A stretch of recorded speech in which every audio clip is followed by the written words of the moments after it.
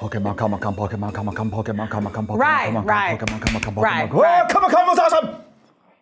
Could you guess? We went to Comic-Con in New York. And I searched for the rarest Pokemon cards on the planet, and it turns out they are very hard to find. And we're gonna get into all of that, but first, I need these so you can get into the headlines. Okay. A lot of hot air was up in the sky last week at the world's largest hot air balloon festival. The annual Balloon Fiesta took place in Albuquerque, New Mexico.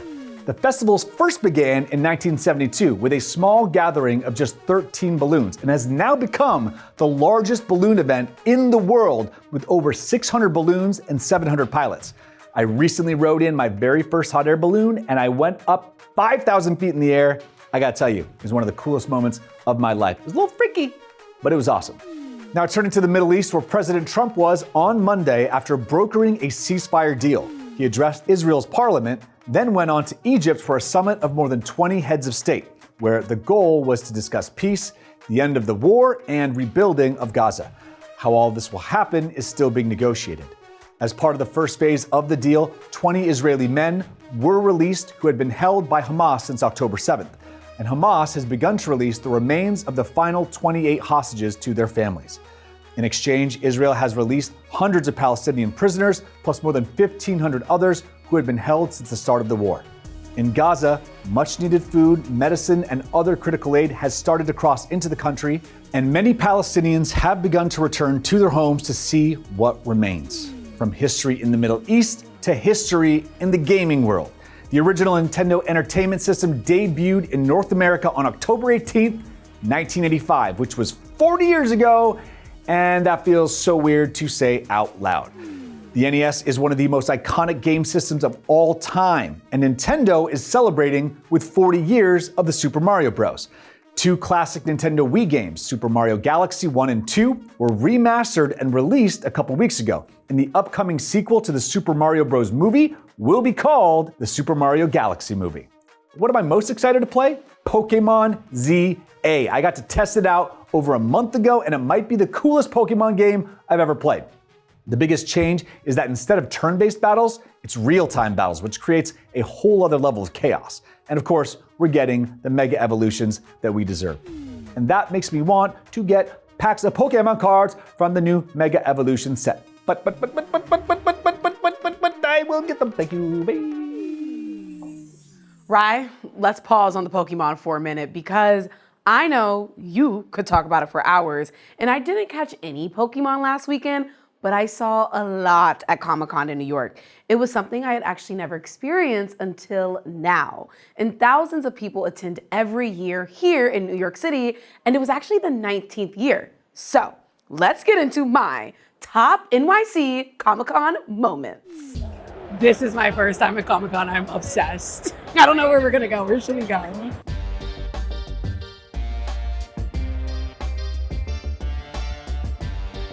First off, I ran into Shigo. I love your Shigo costume. Can I get a picture? Yes! Oh my gosh! She's low-key my Halloween inspo. Oh yeah. Next, everyone clap for my first ever Hello Kitty booth purchase. So is this your first thing ever buying at Comic-Con? Yes. Thank you so much, guys. Wow. This meant so much to me as a true lover of shopping, I cannot express. I also got super overwhelmed by Outcast action figures. I'm about to cry. You know, Outcast is my favorite. Like, I want that so bad. This may date me, but it's the group behind this trending sound. And I also realized I did not want lemonade that day. Is it? I don't think I want lemonade. Is that okay? I told Will that I think it was like a powdered lemonade mix. But then I got some chicken tendies, and I took a moment to reflect on what I saw and what I felt. This is a safe space. Like, it's just a cool place to express yourself. Everybody likes something. So back to Pokemon, because, well, I think we've established that I am into it.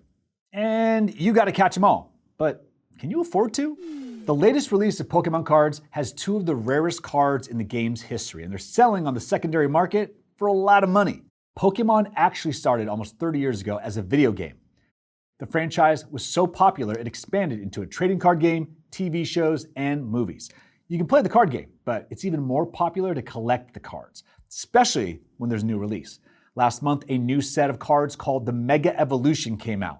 A box of the packs retails for $161, but resellers are selling them for over $300 each.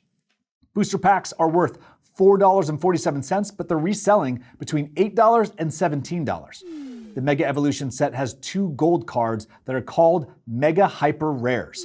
The Mega Hyper Rare Lucario card is going for more than $550, and the Mega Hyper Rare Gardevoir card is going for over $480. But according to TCG Player, you'll find 1 Mega Hyper Rare out of every 1,260 packs of Evolution cards.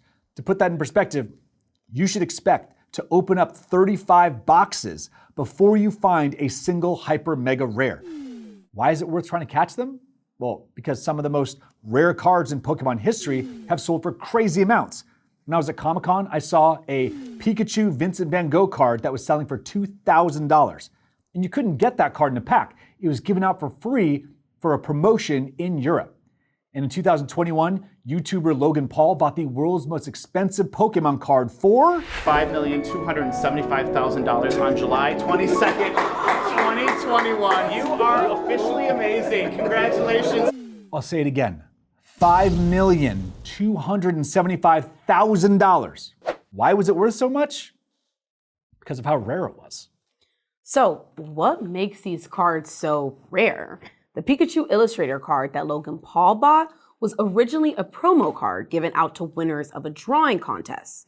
They only printed and distributed 39 of them. Those golden cards, the real reason people want them is because there's not a lot of them. And it's all about supply and demand. When a product is rare and hard to find, it means the supply is low, which drives demand for the product up. The more people who want it, the more people are willing to pay for it. So the price goes up. And the opposite is true too. If there's a Pokemon card that everyone has and it's real easy to collect, that means the supply is high, the demand is low, and it's not that expensive. In the 1990s, there was a Beanie Babies craze.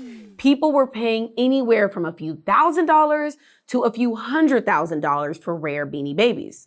Labubus, those are the 2025 Beanie Babies.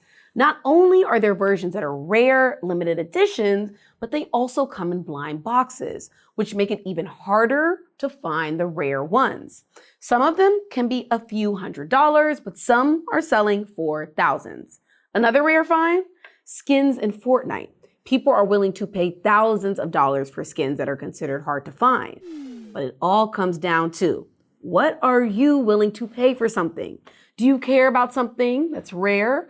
Or are you just happy with having something because you like it? Ryan? You know, for me, it's not about rarity. It's more important that I just really like it. Like if I really like something, I'm willing to pay for it, but I won't just buy something because it's rare. Ditto. For me, it's about the story. You know what I mean? Like when I was at Comic-Con and I got my New York City Hello Kitty. I live in New York. It's my first Hello Kitty. It kind of made sense with the story. Okay, that's fire. My favorite thing that I got from Comic-Con was a Godzilla tattoo.